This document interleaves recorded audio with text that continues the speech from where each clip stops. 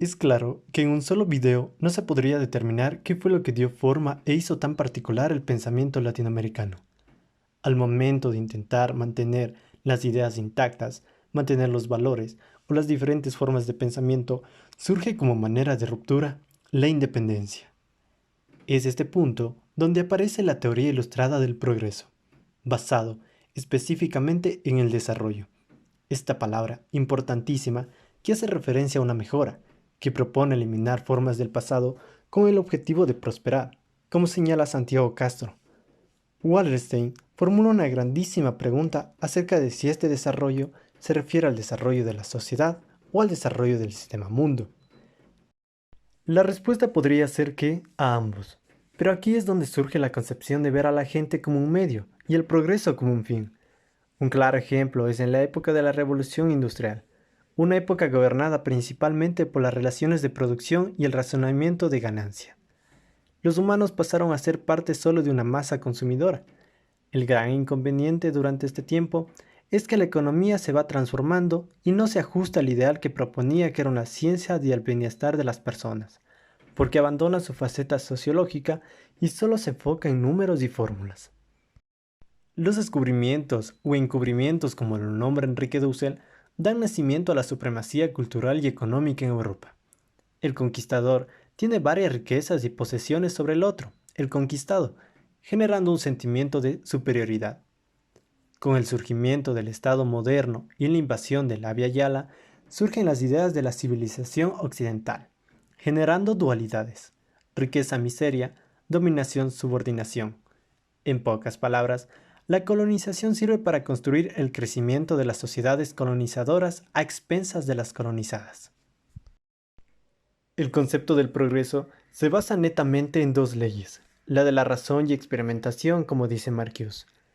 El progreso apuntaba a la existencia de condiciones en las cuales se pueda crecer y mejorar dentro del ámbito de la vida humana, y lo conseguía a través de tres valores esenciales: la ciencia, la lógica legal y la libertad.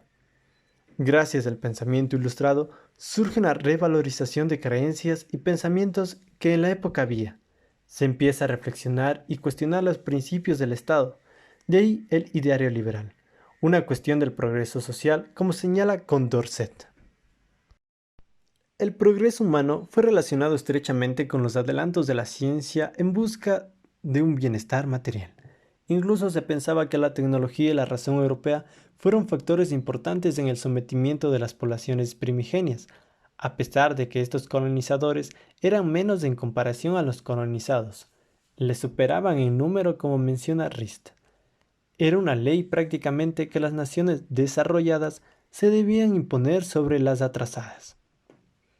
Hay que recalcar que este ejercicio de dominación-explotación implicaba una relación sometimiento-obediencia, donde había un sacrificio, el bienestar de muchos por la comodidad de solamente unos pocos. Como decía Cifuentes, era un sistema que proveía de felicidad a unos a expensas del padecimiento de otros. El progreso había brotado, pero con él varias prácticas degenerativas, muchas las cuales tenían que ver con esclavitud, devastación, exterminio. La revolución industrial trajo consigo el mayor número de cambios sociales, económicos y tecnológicos, potenciando el sentimiento de grandeza de Europa sobre todas las demás. Robert Gascoigne menciona que se puede dividir las naciones del mundo en dos. Por una parte, las vivas, las que poseen poder, riquezas, armamento, y por otra, las moribundas, llenas de decadencia, pobres, y cada que pasa el tiempo se debilitan aún más, llegando a un punto donde las naciones vivas se irán apropiando de una manera gradual de las moribundas.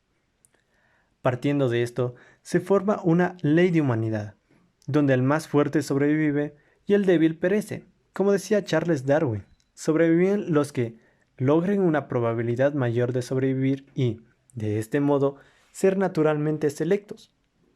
La excesiva confianza en la ciencia y el progreso ilustrado en base al desarrollo trajeron consecuencias graves para la sociedad. Varias revoluciones industriales del siglo XIX tienen una historia sombría, llena de millones de muertes nativas de América y África, esclavización masiva de inmigrantes y despojo de pueblos amerindios. Empieza a desarrollarse el capitalismo por las transformaciones de la industria buscando el progreso, pero de cierta manera selectivo. Es decir, la marginalidad de unos garantizaba la tenencia de otros. Dentro de este contexto, Lewis Morgan juega un papel fundamental porque establece tres etapas de la cultura humana: salvajismo, barbarie y civilización. Esta última, tiempo después, se define por un orden biológico, donde el blanco y todo lo que tenía que ver con él era superior y por tanto servía de modelo para los demás. Rodney hace hincapié en cómo algunas naciones no podían conseguir ese progreso sin antes sobrevivir a la presión de las naciones vivas, las cuales, por cualquier medio, intentaban demostrar su posición privilegiada. Solo a través de la expansión y dominación colonial, los pueblos podían transformarse y alcanzar el progreso con la realización de sus sociedades. Estados Unidos se convierte en el restablecedor del orden comercial y político. Como vimos en un principio, si no obtenían los resultados que esperaban, recurrían a la acción bélica, la política del gran garrote. Ya lo mencionaba Roosevelt en su discurso de 1904. Toda nación cuyo pueblo se conduzca bien puede contar con nuestra cordial amistad. Si mantiene el orden y paga sus obligaciones, no tiene por qué temer una intervención de Estados Unidos, el cual aumenta su poder al finalizar la Primera Guerra Mundial.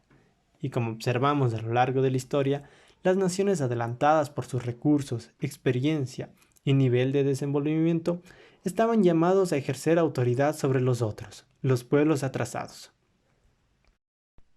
Aquí Rist señala varios valores universales de la cultura dominante: la civilización, el bienestar material y moral y el progreso social, conjuntamente con Rojas, quien tenía una receta específica para el desarrollo de la modernización, segmentándola en 6 características: industrializarse, integrarse económicamente, reformar el agro, modernizar y expandir la educación, incrementar la esperanza de vida de la gente con programas de saneamiento y, por último, militarizar la vida nacional.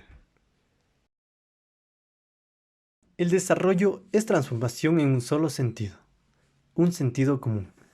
El significado de la palabra desarrollo es móvil, es decir, se ha ido transformando a lo largo de la historia y dependiendo los contextos en los que se encontraba sumergido. En un inicio, solo representaba superioridad en riquezas. Sin embargo, ha ido evolucionando y llegando a considerarse otros aspectos como la estabilidad social, el nivel de educación o la calidad en los distintos servicios, y seguirá evolucionando. En un futuro, es posible que aumenten factores o disminuya para que una sociedad se considere desarrollada.